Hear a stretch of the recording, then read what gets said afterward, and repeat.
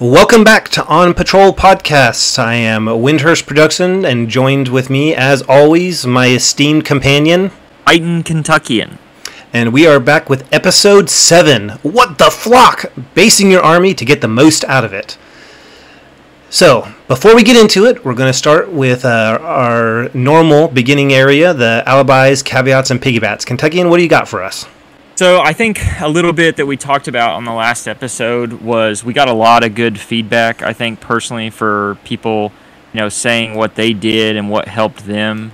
As far as, things that maybe we could have mentioned, we talked a little bit more about, your hobby setup, too. And I think that added to, the stress reliever and stress inducer and stuff and getting it from the ground up.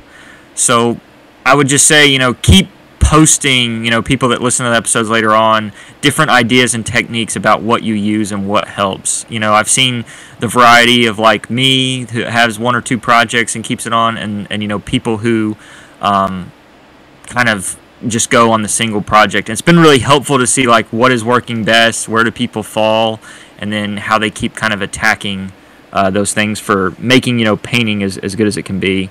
That's as far as major from last episode. Those are my thoughts. What are your thoughts, Windhurst?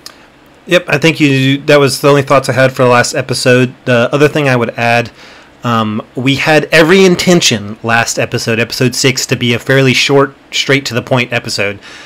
And I think it was still 2 to 3 hours long. And I think, in the immortal words of the Yorkshire Gamer, in one of his podcasts, he's like, listen, I used to try and keep these under a certain length, but now I just do it as long as we want to talk. So we try to come up with these grand ideas about, this is a short topic. We feel like the topic today can be a short topic, but obviously we are both extremely passionate about this hobby, and we like to talk about it, and we like to share, and we want to make sure we do it justice. So just keep that in mind when you listen to us. We're going to give the topic the due it deserves, and sometimes that takes longer than others. And so just be patient with us if you prefer your podcast short. Maybe break us up in a couple different listens, but we hope you stick around anyway.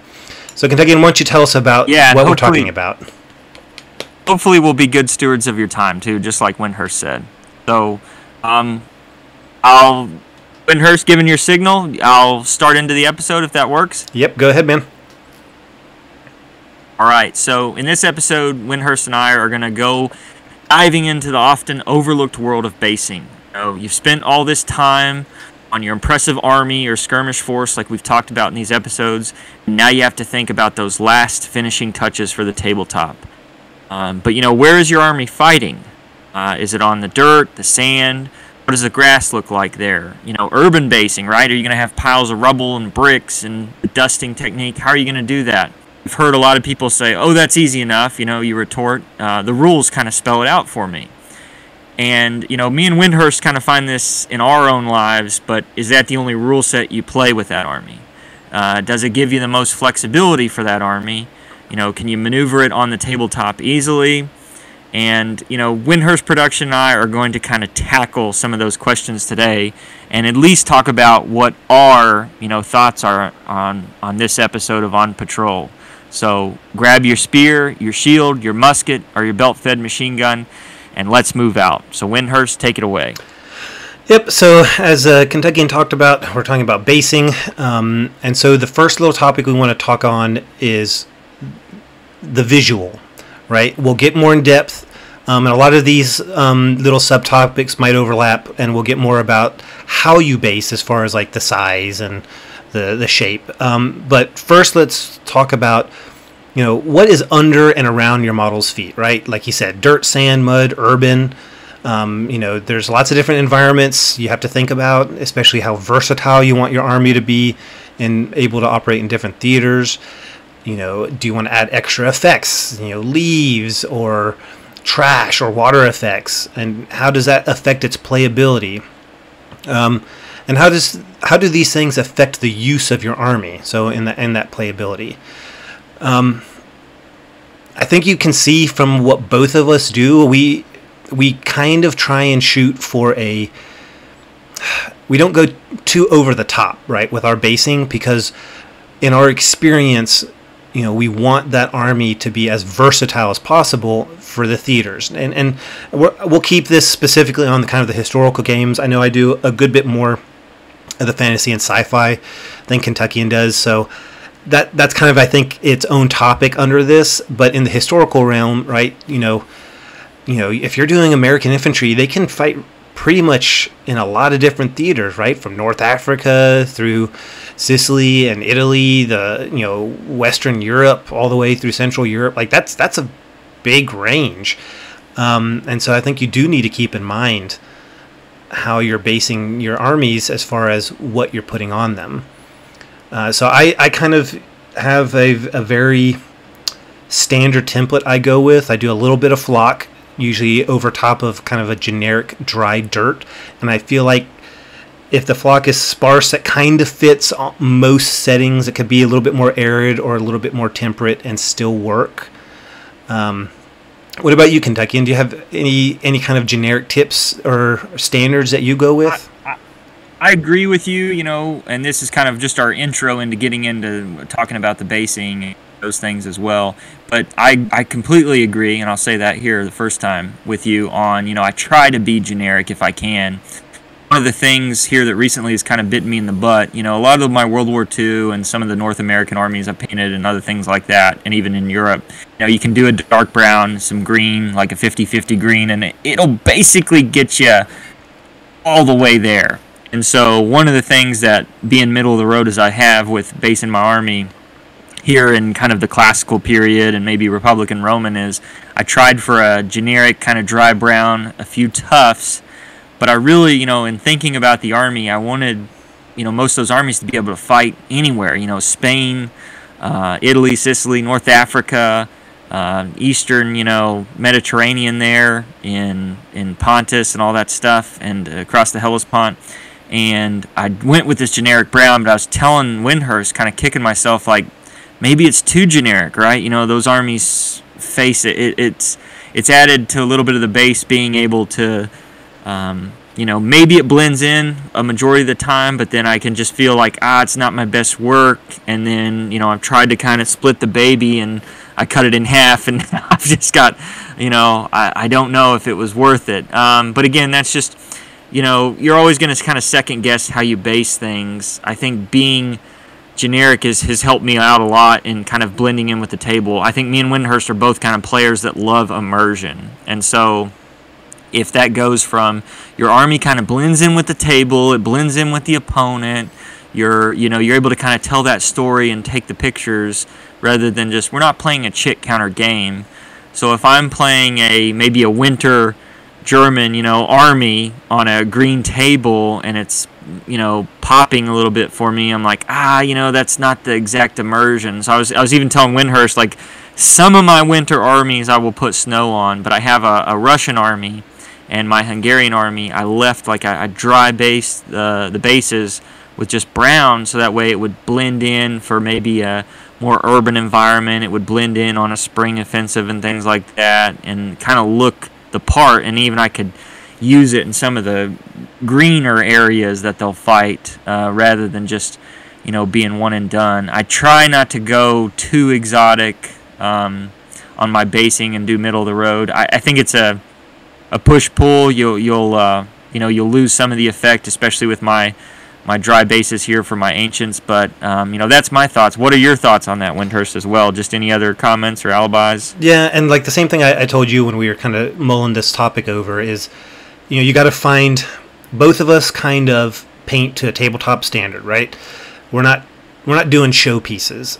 And I think if you want to do showpieces, you might put more detail on your bases. And I think also if you're going to pick a force that has a very limited range of theater that they fight in, like Germans in Africa, even though uniforms are different, so you might not use them really in another theater. You can go a lot more specific or in depth with that basing, but because of the types of games we like to play, and we like to maximize our model count, so we're not building bespoke armies really for some very, very, very niche theaters. There's going to be a little bit of a sacrifice. You do need to cut back a little bit on the level of detail if you want it to fit in the greater range. Like, I don't do winter armies at all because I almost feel like even the uniforms don't really fit in some other theaters. So I almost exclusively, do more temperate theater armies. Because I've got limited time to paint, so that's a choice I had to make. So it's all a little give and take. You got to decide where you want to put your effort. If you want to go super detailed on these bases for a desert climate, then you might want to make another army that's more for a temperate climate. If you've got the time and the effort to do that. So yeah, those are my thoughts on basing. And I think this was just a very surface topic because we, like you said, basing shouldn't be an afterthought. Just like we talked about terrain not being an afterthought. Definitely just don't slap brown paint on them and call them good. Put a little more effort in that. You went through all the effort of painting them. But that's not the crux of this whole topic today. So, Kentuckian, what's next for us? Yeah, and so now that we've talked a little bit about basing and the colors and everything that you're going to use and maybe how that'll affect some of what we're going to talk about later, it's good to just keep it in perspective. So up next we're going to talk about sometimes, i.e. maybe Windhurst when he's just like, I want to paint a World War I army and I don't know exactly what rule set I'm going to use yet. Or, I've done that in the past as well. Yeah. But sometimes when you use a force or you're building a force, like, from a 30,000-foot view, you can say, is this going to be a force for skirmish or mass battles? And you can kind of see the advantages of, both. Or maybe you initially buy it out and you're like, hey, here, I'm just going to use it for skirmish. Or this is, right, every wargamer says, I'm going to buy 5 or 10 models. And that's all I'm going to buy, for that period. And other lies we tell ourselves, right? Or maybe you're like, hey, I know I want to do this big mass battle, but, what exactly, how do I achieve that? And so, when you're looking at that and you're looking at the figures, you're probably at least, going to walk around and peruse, rule sets as well and see which rule sets, do they complement each other? Are there kind of standards out there in the theater of this, whatever you're looking at, whether it be the age of, rifle or musket and, maybe just bows and arrows or ancients of something of that lineage, or line. And so, or is this something where it's kind of its own thing?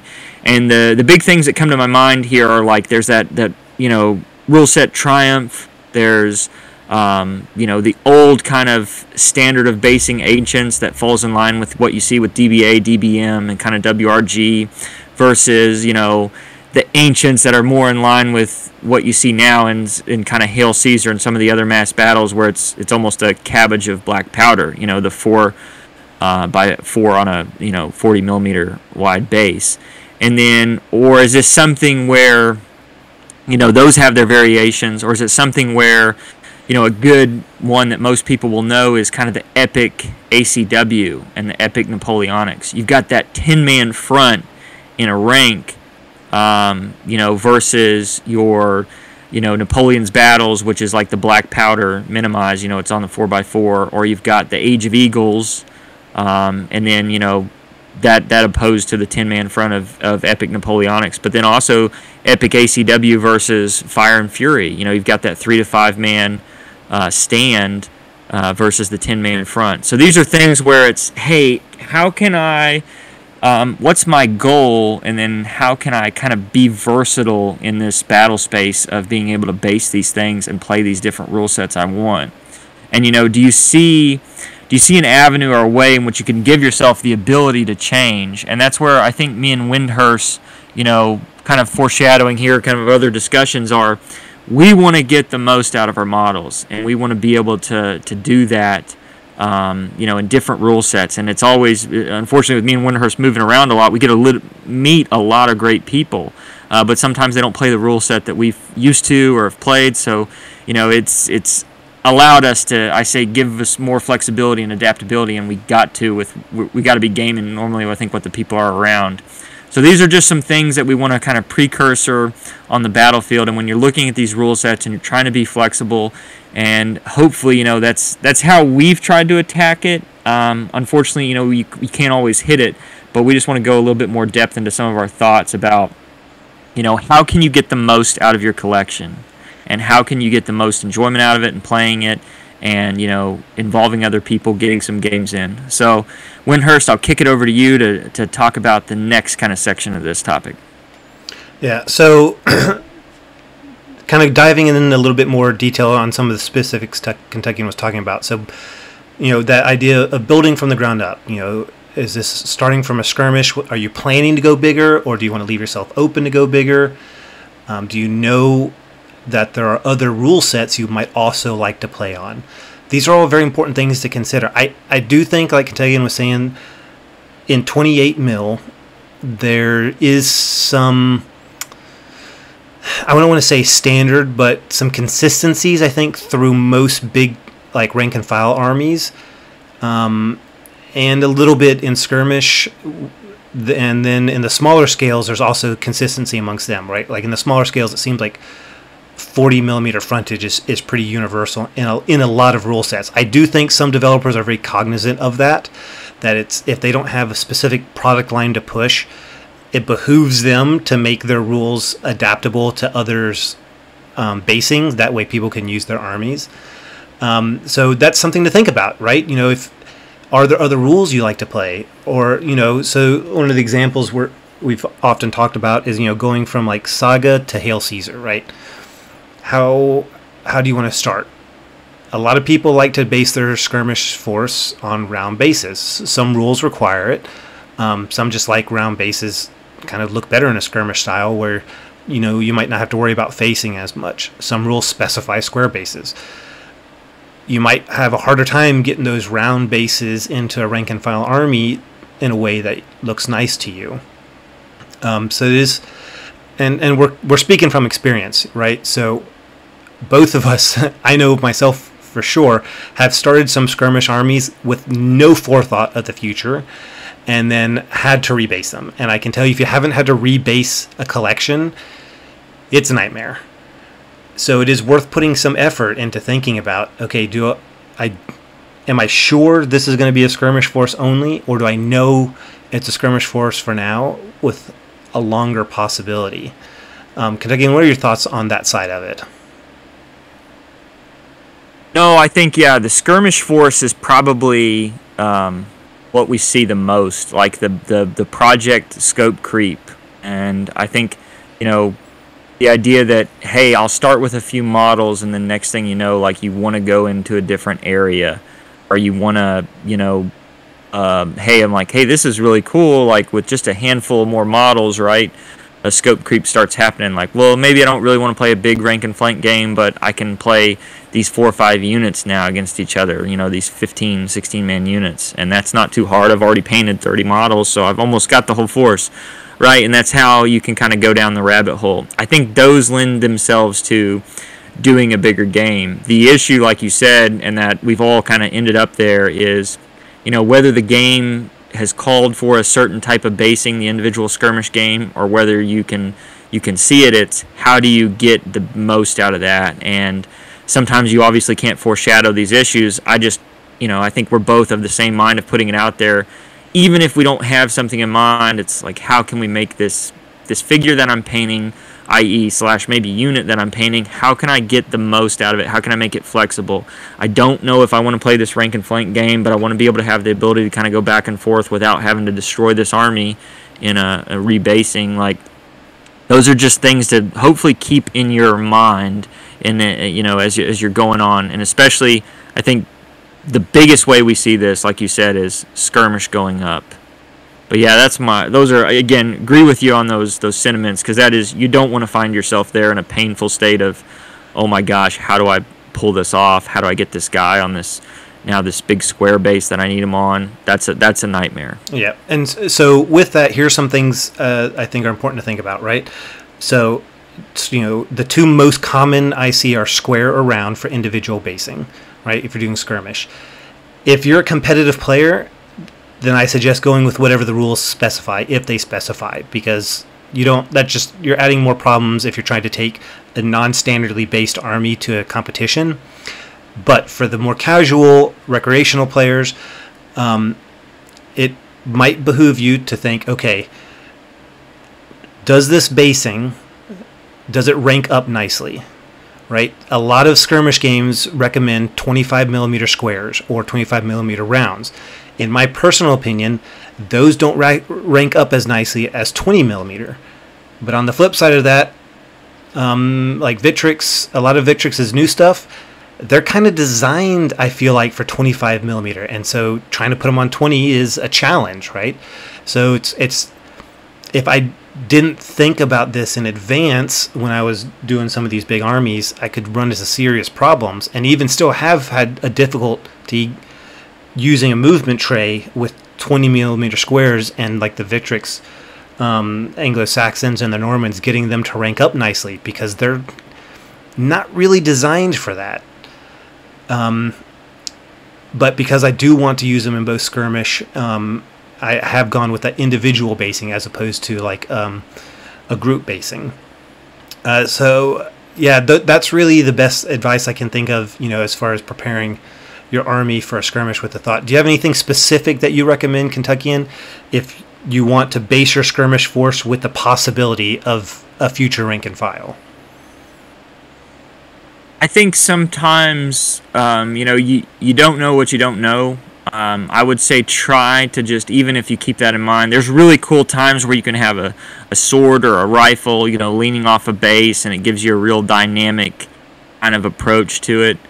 And, you know, personally, I've tried to, when I've done Ancients, I've tried to keep shields or all of that, even if I don't know, like, hey, I might have more than one unit of that. Kind of at least cant it off to the side, so if there is a person to the front of it. And I think that can go around with just model storage too, right? If you have something protruding off the edge of the base, or somewhere like that, well then yeah, it's going to make it a little bit harder to rank up, but then it's also going to make it harder to store. That piece is going to become, right, we all know about bent spears and you know, just rifles and all those things that come off the base. So I try to keep that in mind no matter what I do with it, right? From my skirmish World War II that'll never be ranked up to some of those other things, which, you know, I don't want to hurt the pose because the manufacturer's done a lot for that, but I want to make sure I can kind of integrate that as much as I can to make the unit look good, but to also just keep the model healthy and alive longer. Yeah, those are my only thoughts, though. Yeah, and as far as when it comes down to round or square, I mean, that's a lot of that might just come down to personal preference. I've just kind of gone with, if the army can rank up, in historically, it's probably going on squares. If it's like World War II and later, even my World War I, I'm kind of on the fence. I haven't decided yet because early war there was some rank stuff, but later, if they don't, I think they can go in rounds. But then the size, you just got to decide, you know, do you want them close together shield wall style if they were ranked up, or are you fine with, you know, more space between? But those are all the thoughts I have. Kentucky, if you have any final thoughts on that, or you can take us on to the next one. No, yeah, the last thing, and just to kind of shout out to Yorkshire, I remember he plays a rule set where it calls for a different base, but he always makes the bases to his rifles a little bit farther out on front to keep the bayonets and everything. That's so clever. Maybe that's a way, you know, you can look out there, and if there's a rule set, you know, this topic is supposed to be generic in some sense, but, you know, some examples of this are that there are people that have had thoughts and have made that, especially if there's a specific rule set you're going to play with, you know, look at some guidance on that. And normally I always shoot that message out to ask too, of like, hey, this is a rule set I'm going to play. What are some other helpful hints for people? And as with us, as hopefully most war gamers, you know, you might have one or two throw eggs at you, but a lot of them just want to help you and help get another opponent across the table.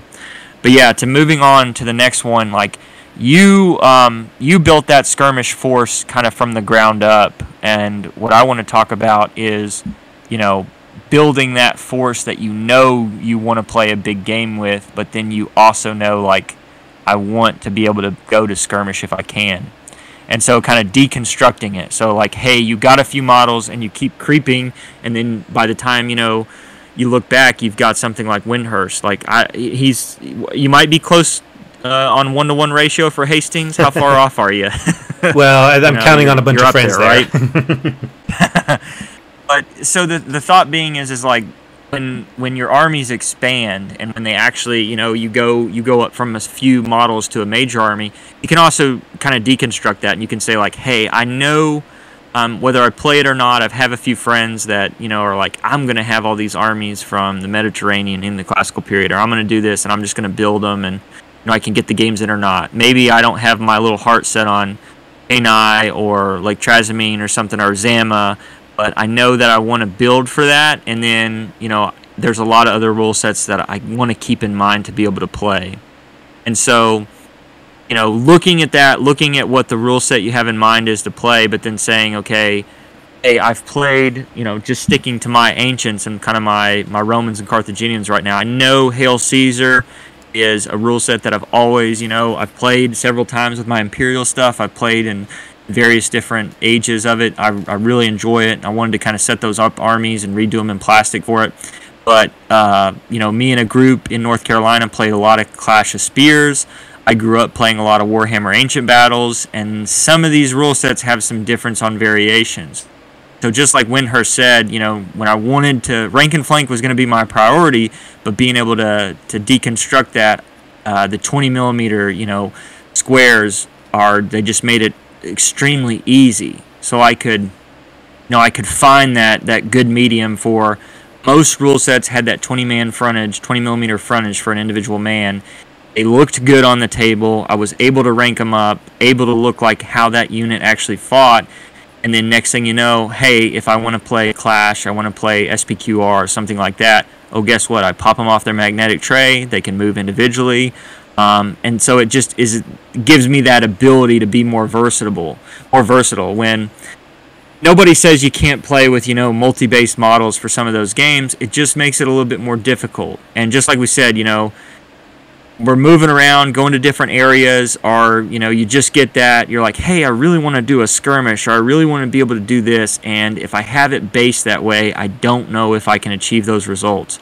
So kind of on the back end, I was able to look at multiple rule sets when I was embarking on my project and say, I know I want to achieve that. Here's maybe an avenue to do it. Now, it doesn't mean it doesn't have issues and concerns kind of with it, but I do think it's given me the most bang for my buck. I think another thing it's helped as me and Windhurst, and Windhurst, please weigh in on this. Some of the models, when you're starting in a skirmish game and you're trying to rank them up, can be a nightmare. Ugh. Especially if you've spent all this time on a shield, you've spent all this time on a weapon, all this time on this, beautiful model, and guess what? When you put him or her shoulder to shoulder with this other model to try to make it merge and hit the exact frontage or depth you need for this other rule set you're trying to play, it is a nightmare. And I've broken arms and stuff trying to do that and get it. But when you go in on the outset and you're like, okay, hey, I know I want to do this main force. How can I get it to mesh? You're able to, hey, I'm going to base these models on their 20 millimeter by 20 millimeter squares. I'm going to be able to kind of test them and check them before I start painting and those things. And then when you actually make it, okay, this works, the model's preserved, and I'm actually able to play, multiple systems here, which is a win-win in my mind. What about your thoughts on, maybe deconstructing a main force to making it a skirmish force, Windhurst? Yeah, so this is actually kind of exactly what I'm doing or planning with my Syracuse Greek army. So when I did my first test unit of hoplites, mercenary hoplites, what I did, so they're 8 across 3 deep. The front rank is all individually based on 20 millimeter squares, and the rear 2 ranks are on 4 40 millimeter square bases, right? So I kind of mixed my group basing and individual basing because I don't necessarily foresee a whole lot of skirmish games set in that period. I mean, I know there are rules, but there aren't any that I have played. But I didn't want to limit myself. I didn't want to be like, well, I'm just going to base them all on multi-base. And then not have that as an option. So my thought process was, okay, if I lead the front rank, which is the most dynamic, right, kind of fighting poses, that's also probably the rank, the models that would look the best in a skirmish setting, so have them individually based. And then the rest can be on these 40 millimeter squares. I really like how it came out. I think it has a lot of flexibility with other rank and file rules, as well as giving me a small skirmish force. Especially when I have a whole bunch of units. That's 8 skirmish models per unit, really. The trade-off, I've not really done any multi-basing units before at 28 millimeter. I can see there being an advantage to doing it for kind of moving forces if you're not using a movement tray, and for storage, like if they're magnetized, like you're not having to move individual dudes into the tray and out of the tray. It's this whole stand. But on the other hand, that is the challenge. This back and forth with individually based. If you have a whole big, this huge unit of individually based 28 millimeter models, how do you store them, right? Do you store them in foam? Is the whole tray go into a box? Does the tray have to be magnetized to your tub or whatever you've got in there? Like, I don't have a great solution for that, because like my Dark Age army, they're all individually based. The individual bases are magnetized to go in magnetized trays. The tubs are magnetized, but the trays don't magnetize to the tub. So either I take them all out and put them in the trays for the game, and then when I'm done, they all go back in, out of the tray and into the tub, or what? Like, trying to find a good balance, and thinking about, in the beginning, how am I going to store and transport this army, plus the flexibility in those rules. So, that's something to keep in mind, in addition to, I want to build this big rank and file army, so it might make sense to do group basing, but is that easier to store or harder to store? But yeah, as far as, do you have any final parting thoughts on that kind of deconstruction? That was just my experience. No. I think it's just important to know. I think all of us kind of find our ways. We're in the background here as we're talking about basing and moving things, in ranking up or skirmish forces, is, the thing that we're not addressing is that rule set. I know that rule set and those projects, like, pie in the sky, hey, I want to have this battle, I don't exactly know what rule set I want to play, or maybe you just know the rule set and you don't know exactly what you're trying to recreate.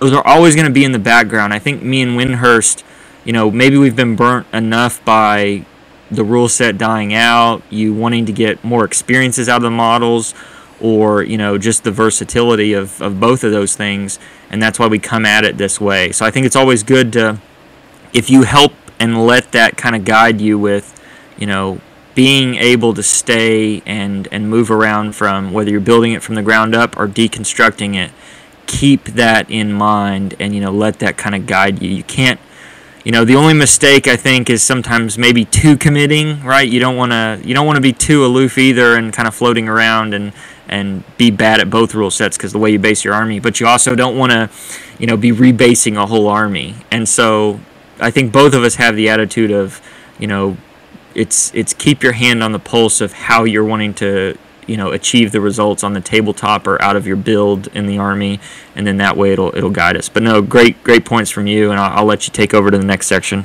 Yep. So I think that those last two topics tie in nicely with this next one, almost like it was made that way.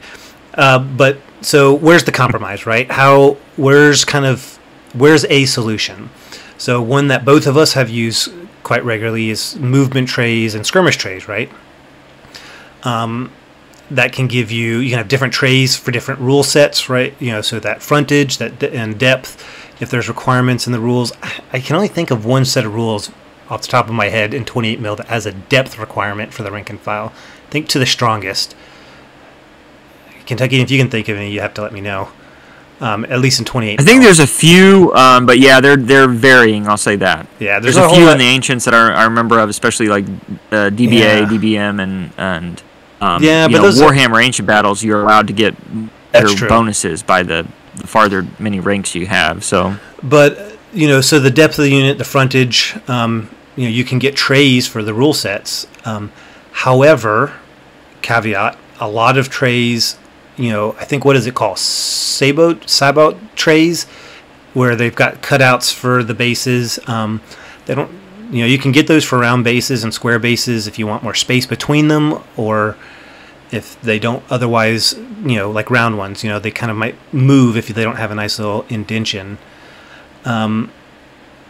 but we've seen, and sometimes trays don't look as good on table. I've definitely seen games where people are using huge trays that stick out like several inches behind the rear rank of the army of that unit, and to me that's like, oh man, that just looks terrible. But on the trade-off, like if your army's individually based, it's kind of a pain to move every individual dude in that whole unit when you're moving one unit. If you've got all these units you have to move, but you have to move each individual person. So I definitely think trays helps, is the solution. If you want to have a flexible army that can be used in multiple rule sets. But as far as that table look, you really need to think about it. Kentucky, what thoughts do you have on that, the use of trays and stuff? I think trays are, I think me and you both stand by them, the movement and the skirmish trays. And again, I know where a lot of our talking here is kind of rank and flank massive armies, but the same is true, I've seen in World War II, cases where you have the models all an inch apart, and you just move them up in a little skirmish tray where they're an inch apart, maybe keeping that formation or something. I've seen the same is true with Age of Rifle kind of powder with cavalry and stuff, where you've got bigger units, and it even goes into that. I think it allows you to really kind of dig into, it helps with the movement, but it also kind of helps keep the unit together. My initial kind of thoughts on those, and then again, what does it tie in with the rule sets, and is it able to kind of achieve that result? So keeping all of those in mind when you're doing that movement and skirmish trays, I really like them. I stand by them, and I think it's a good compromise. Just when you started this section on that, for allowing you to be adaptable and still be able to do that on the tabletop of, is that movement of that unit that might be individually based on there, but it's still showing it and executing on the tabletop. Yeah. I don't have any other thoughts. If you want to take us on, what's next? So our next one is the playability, of that. And so what does that look like? One of the things that, kind of gets out to me, and I've experienced it here recently too with playing some Ancients on the tabletop, is can you maneuver it on the tabletop, and what's the downfall of it, right? We just talked about what's the compromise, but what's the downfall? Is it too cumbersome? Can you place it on a hill in a city, etc.? Some of the movement trays that I've had, especially with, maybe 2 ranks of cav or a big 4, man deep unit, is it looks kind of funny over if you put it on the edge of a hill. You've got these people that look like they're on a surfboard, right? You got like 32 Gauls look like they're riding a piece of plywood down a hill when they probably wouldn't be, exactly looking that way. And so there's some give and take with what are the takeaways from the movement tray and the skirmish tray that might affect your table, especially when you're talking about terrain, right? Anytime you break up an individual model, and we think about these ancient mass combats, like if you've got individual models moving on a tray or moving on a piece of terrain, let's just talk about a tree, right? A tree or some type of, obstacle that as an enemy is moving into an engagement area that is meant to break them up, you'll see that with the individual models, and especially as you individually move 40 of them around it. The bad thing about the tray is, you don't really, sometimes you'll lose that on the table when you're playing it. You'll, you won't be able to see it. We'll move it up to the river, or we'll move it up to the hill, and this tray will slide off, or this tray won't be able to go through these woods and make it so you'll, there's ways around it where you can actually integrate the terrain where I'm going to remove the trees from this base. I've already set it up that way. You can see the edge of the woods is on the table, and you can clearly see that the movement tray or the skirmish tray is in the woods, and maybe put a tree around it or two. But you don't see the individual models, climbing through the woods or working their way or pointing their rifles or their bows out of the woods to get at you. And there's some give and take. That's not a truism for everything. But, that's just one aspect of how it integrates with the terrain. And, setting a movement tray, if you've got an attack on a bridge or something like that, well, can the tray even fit on these things?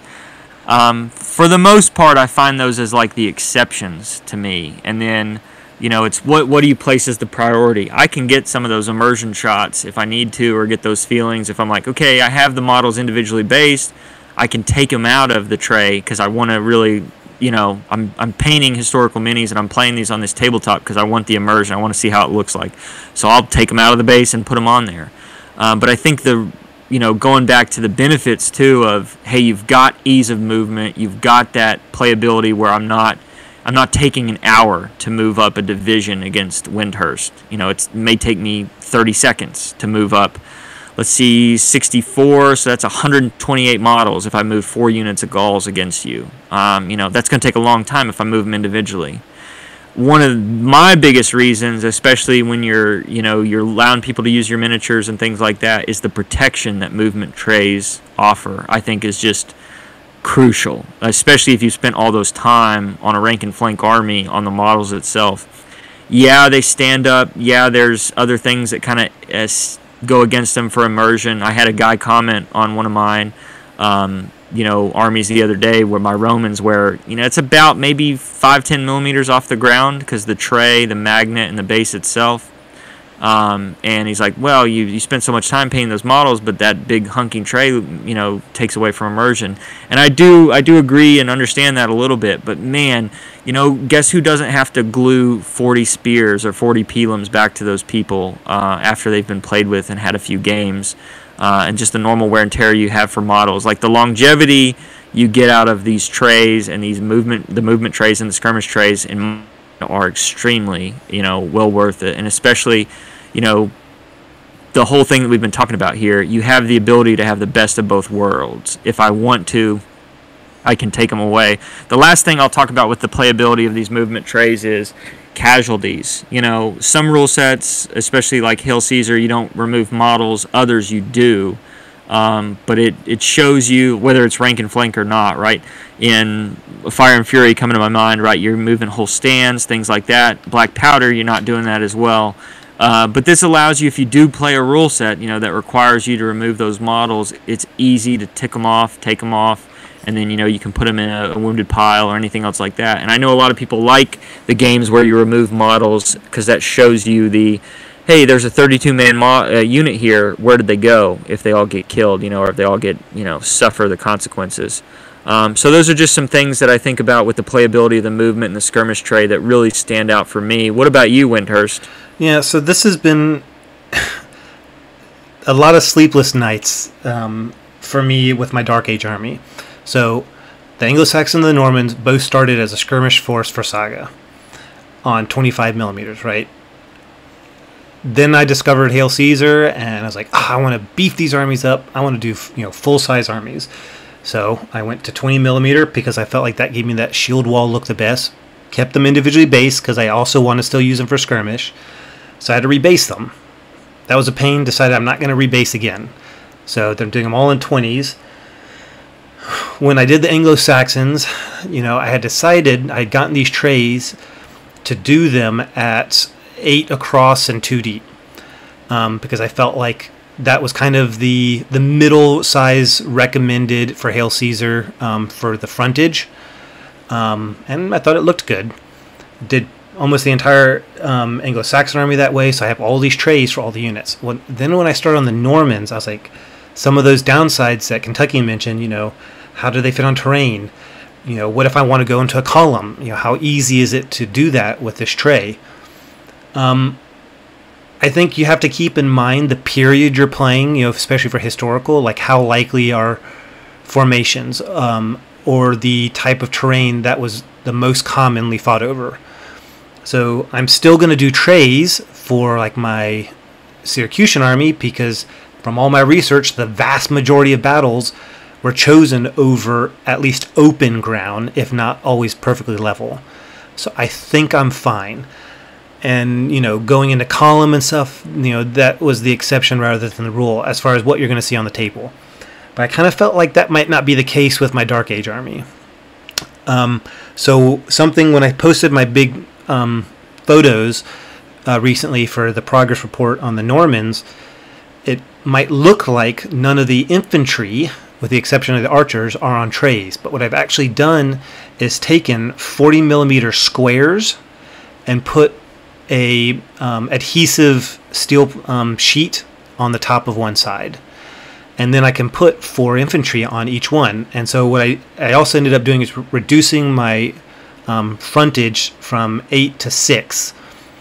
Just because I also felt like, in comparison to my ancient army, that Dark Age armies were a bit smaller, and also meant I could take all those other guys I had made and put them in their own units.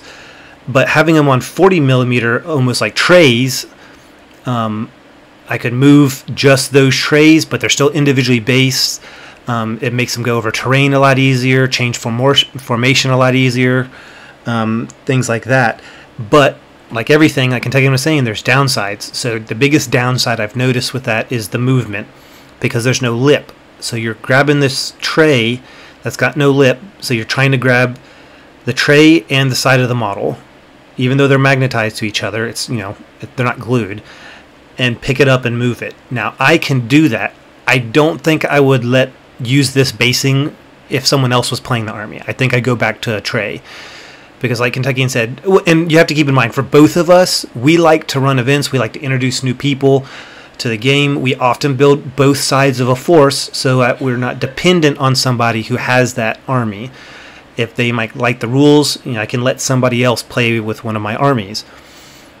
And so I think that's you know, you got to make a decision.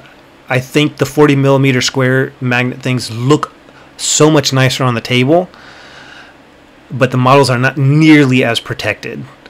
So like that's something I might do just when I'm using the army, and I might do trays for an opponent. You know, might be the scenario. So like I'm still trying to decide where's that balance, where's the optimum ground there. I think it really is.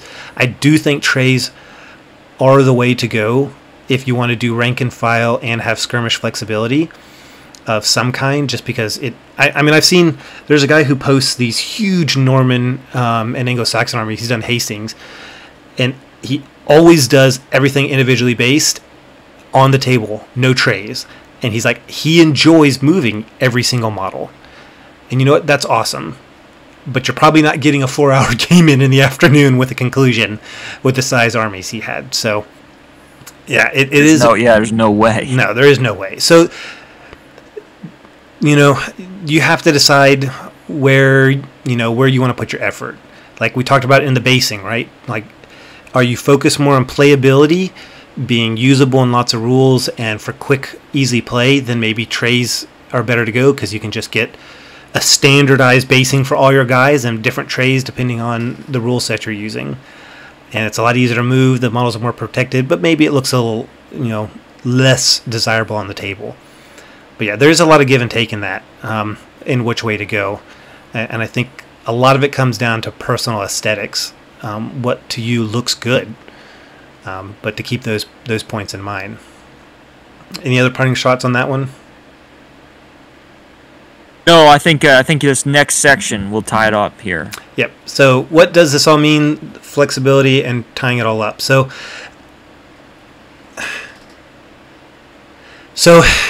you can do it all, meaning you can have a skirmish army and you can have your rank and file. You just got to decide, you know, like those trade-offs we said, where you want to make them. But I think you can do the individually based. You can have your trays, and I think we're both big proponents of that, of this method, because it really does give you the most adaptability in rule sets. Yes, you might run into some situations where someone really wants to play this set of rules. Maybe it's skirmish, and the rules call for them to be on round bases, and you've done everything in square.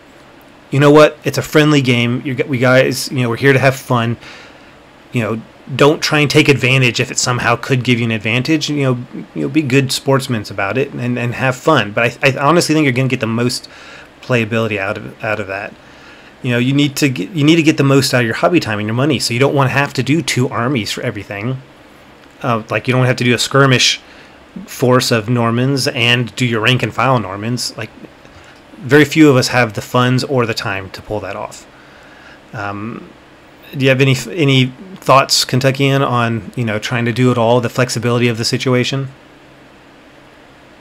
It's just, I think more of like being left out. I think if it's like I'm doing it for the idea to be able to like, especially in this hobby, and if you talk about historical wargaming, if you're lucky enough to find a good group of people around you that play and those things, most of the time, like, people have different niches and that they want to do, or that they, act on. Like, hey, this person really wants to do 30 Years War, or, War of Spanish Succession. I really have no interest in that, but I'll play that game with them. But I think at the zenith of having a good wargaming group and those things is if you find people that, hey, this might be periods or stuff that you can get interested in. Let's all play. Like, we'll build our forces and those things.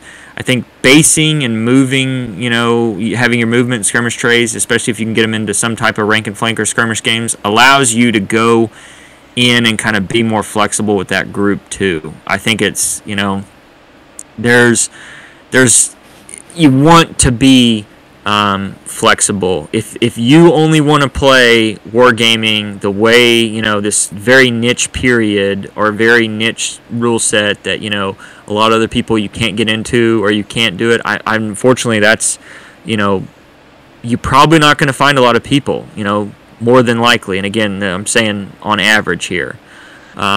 But I think if you're flexible and you're like, hey, I've got an army that I could use for that, or I've got an army that I can pop off to make it individually based, or, for just a few examples, we played that Warlords of Erewhon not too long ago in North Carolina, and there were people that had Greek armies that, there were rules for it, so you're allowed to use, an army and go after, a kind of a skirmish rule set that's, definitely not historical, but it allowed people that didn't have some of these kind of more magical / fantasy armies to get in there and play and have fun. And the same can be true about, I saw in the same group in North Carolina, there was a lot of Clash of Spears players, and they did a campaign there. And then, a good number of those players were able to basically come up with Hail Caesar armies to get in some good games with those same armies. So you want to be able to get flexible. It just maximizes, I think, your time and your money, like we talked about.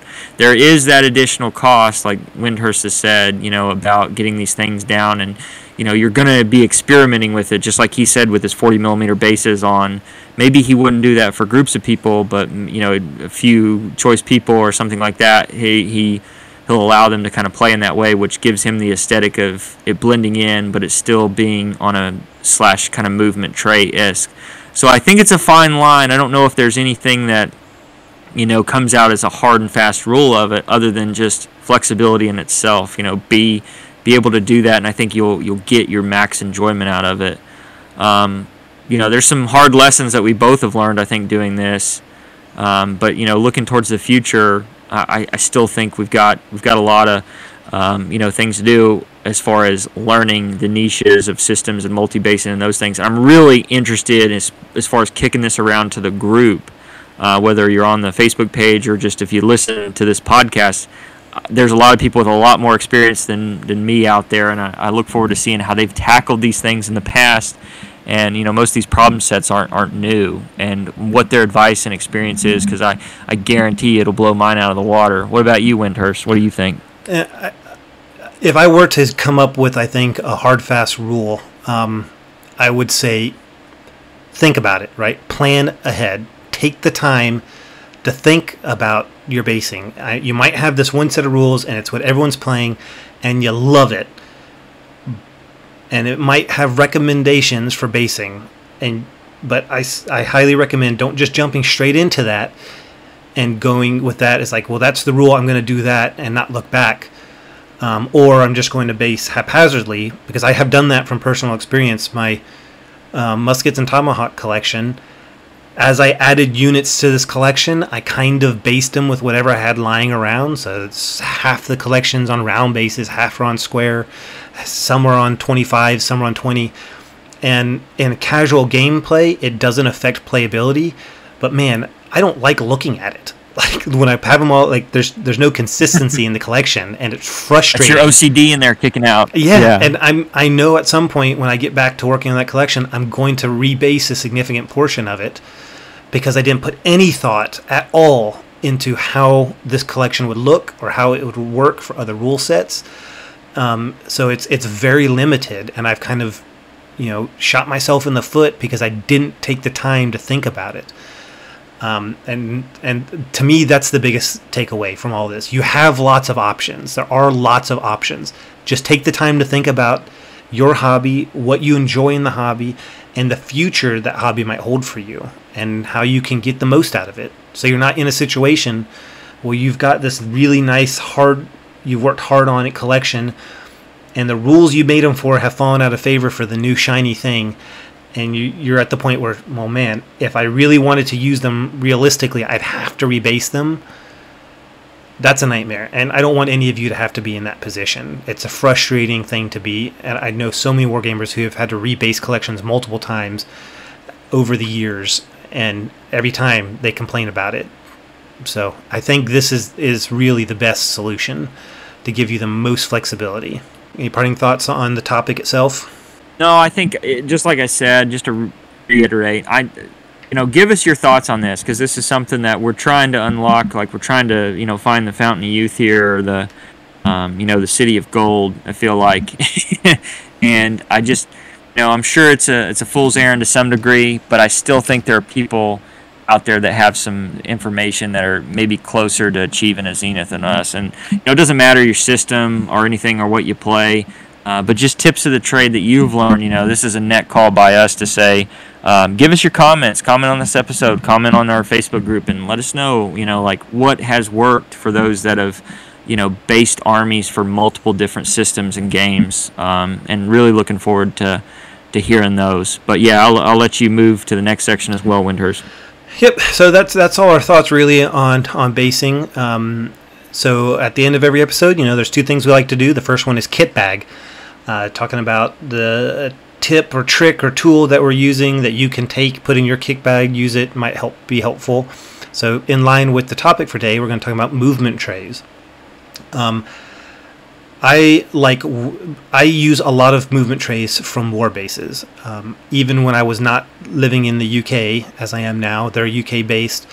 I would order them from the States. That's how much I like them. They aren't the only ones out there, but I've had very good experience with them. They're very nice quality. I don't feel like they're too thick. You can get, I think, like 2 or 3 millimeter depth. So I feel like they have a nice kind of lower profile.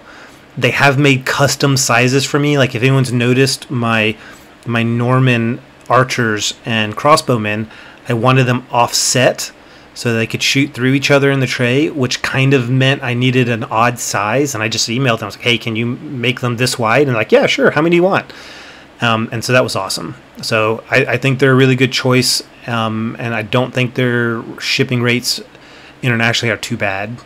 They also do a lot of other stuff. What about you, Kentuckian? What's in your kit bag today?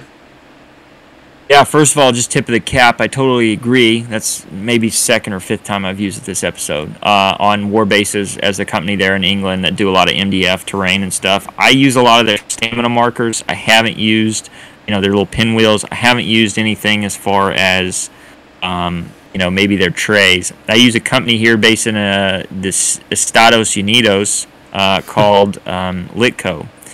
Litco has done a lot of good stuff for me in the movement trays and helping me get those armies kind of on the table with what I like to say. I would say movement trays in general, like another kind of fill back in here on a negative, is like it can definitely add to the expense of your army. If you say $1 or $2 for the magnet underneath, $1 or $2 for the MDF tray itself, $1 or $2 for the magnet on the tray, and I'm being very generous by saying $1 or $2, most of the time it's more than that, as well as all the magnets for the individual models, it can sometimes, be overwhelming and financially a kind of barrier to doing those trays. Litco is always pretty famous for doing sales all the time, especially around Black Friday in November coming up here. So those are good things to look out for. But I kind of stand behind them. If they've ever got something wrong on an order, or all the orders I've sent have been pretty timely and easily corrected. So great companies. Again, I have a buddy here who recently got an MDF machine, and he is kind of making us some things. If you follow some of the Victory at Seas I've been doing, he made me those MDF Victory at Seas counters on there. So he can do a lot with MDF. So I'm kind of looking forward to maybe buying from even a really local company with those movement trays and stuff. But yeah, great. I stand behind them. Definitely in my kit bag, and I think they just add to the game and your army building and all of those things. Understanding and acknowledging there's a little bit of a cost barrier. But I think if you save up and buy during the Black Friday sales and stuff, it's kind of minimal at that point. But yeah, that's mine as well. To add a caveat so LitCode does really great magnet and steel plate inserts for trays. And Kentuckian had mentioned that being added to the cost. We aren't saying you have to magnetize your trays, right? From our experience, there is an advantage, I would say, in magnetizing your models and your trays, at least the route we've gone as far as storage and making sure they stay in the tray nicely, especially when you're moving them around on the table and other people are moving them. That I don't know if maybe we've just both started doing that, so that might be the standard we're talking to, but that's not a requirement by any means to use trays. You can always add that in later on if you want. I've definitely glued magnets to the bottom of 20 millimeter squares with a magnet glued to the inside of the tray as a later on thing. So don't let that be a limiting factor if you're thinking about trays. I don't want us to come off as like, well, if you're not magnetizing them, you're doing them wrong, because neither of us would ever say that. But both really good companies. Yeah, so moving on, we're at the scouting report here, almost at the tail end of the episode. I'm looking down at my clock, and we have tried to make this a lot shorter, I'll say, so hopefully we're success here. I'll look back when we get to the end of the scouting report, and it'll be another hour we'll tick by, so I hope that's not the case.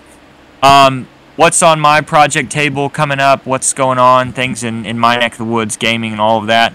Well, if you followed the page on Fighting Kentuckian, the Roman cavalry is nearing its completion with the Italian allies almost being done.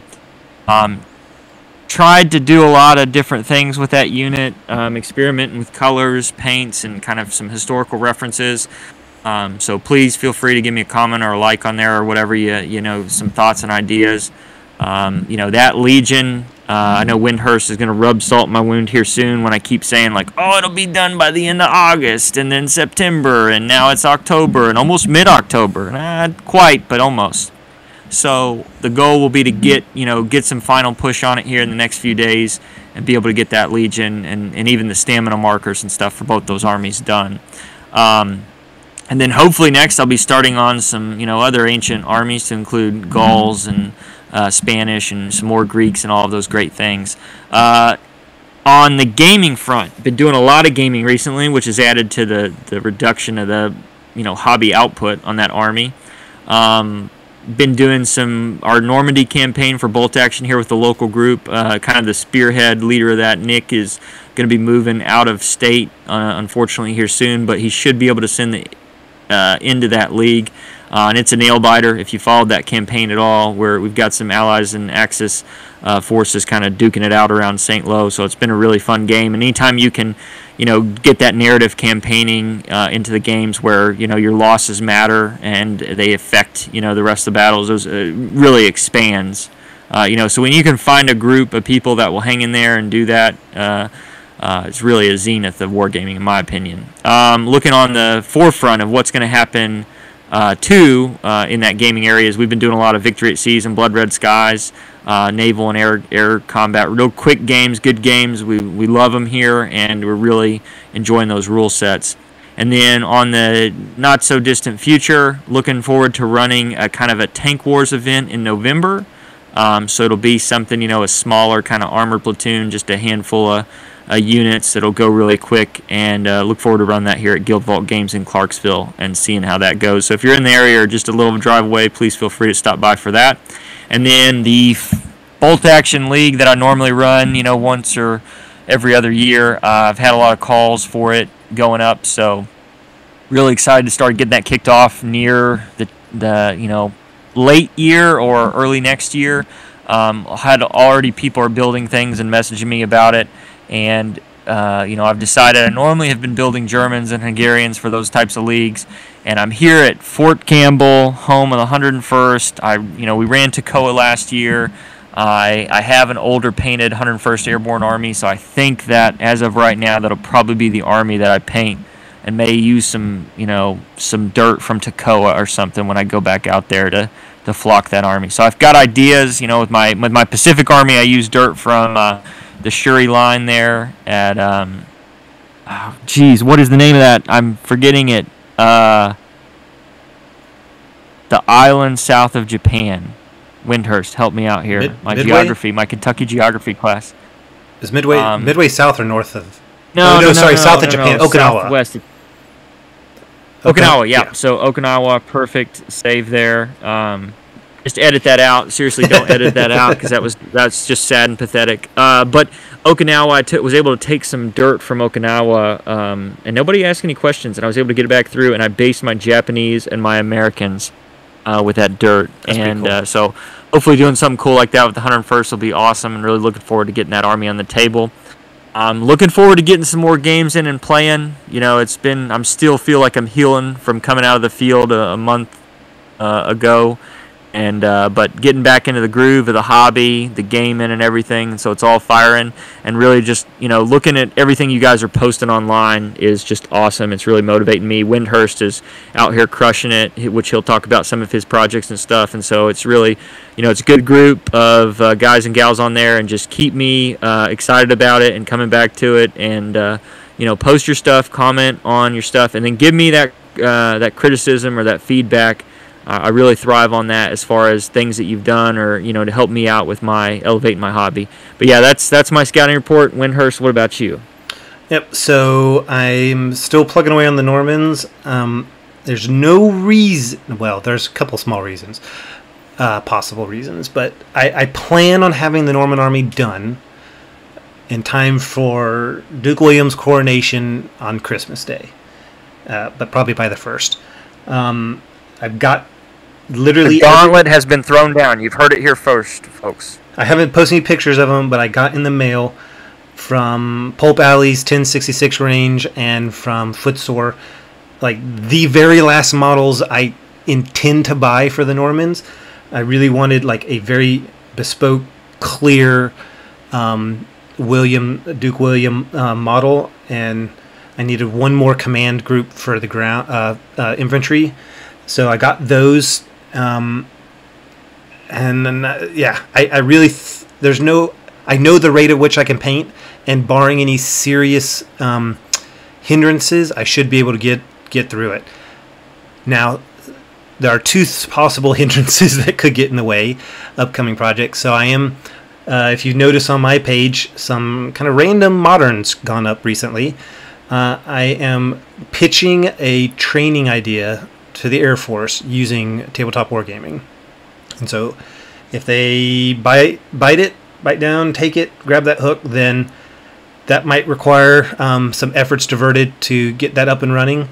That could slow down the progress on the Normans a little bit. I've also been asked if I'd like to write a article or scenario for a wargaming magazine, one of my favorites. I've never done that, so I might send it to them. They liked the initial pitch I gave them, but they might come back with like, ooh, wow, yeah, it's obvious you've never written before. We're not publishing this. So I don't want to say any more on that in case it doesn't come to fruition. But those are two other little things I've been working on, or that might be coming in the future. I haven't gotten to game as much lately. I've got some good prospects with one of the guys on base I've kind of poached from sci-fi and fantasy gaming. He's just started work on some Byzantine units, and so maybe my Normans are going to be invading down there in Anatolia in the near future. Hopefully we'll see that, and then more gaming with my boys, because they really seem to enjoy it, and of course so do I. But that's it for me in the upcoming near future. So any final parting shots, Kentuckian, before I send us off? Oh, it's been a shorter episode, so hopefully that helps. We wanted to talk about this. I know Windhurst brought up this topic when we were, we've been toying a lot with rank and flank armies and playing different rule sets and making ourselves versatile. But just like I said earlier, really want to hear the feedback from the group on things that you guys have done. There's too much experience out there not for to comment back. Give us the private messages, message on our pages, do whatever you can to interact with us. But let us know, because as we navigate this, I'm as much looking out to the community for help as well as like here are the lessons I've learned. And I'm not saying I've learned all of them. But great time having this discussion with you, Windhurst. Look forward to everybody else's comments and everything that you've got on the horizon. As far as, I'm not going to say those are famous last words. This is the last Norman model I need. I scoff. I'm over here rolling my eyes when you said that. But, you're going to crush it, and look forward to you getting those things done, and really excited about the projects you have going forward, especially with drafting, some articles as well as, big projects that bring Wargame into a wider audience. So super ecstatic. Look forward to hearing back from you guys. And thanks again. Hopefully we get another episode out here sooner rather than later to kind of catch up for the ones we've missed. And yeah, just fighting Kentucky and sending his regards. And know when I'm painting my models, I tip my glass of bourbon to you all and appreciate all the feedback. Right. Windhurst, you got it. Yep, so grab your spear and your shield, your musket or belt-fed machine gun, and join us on the next On Patrol. Dismissed.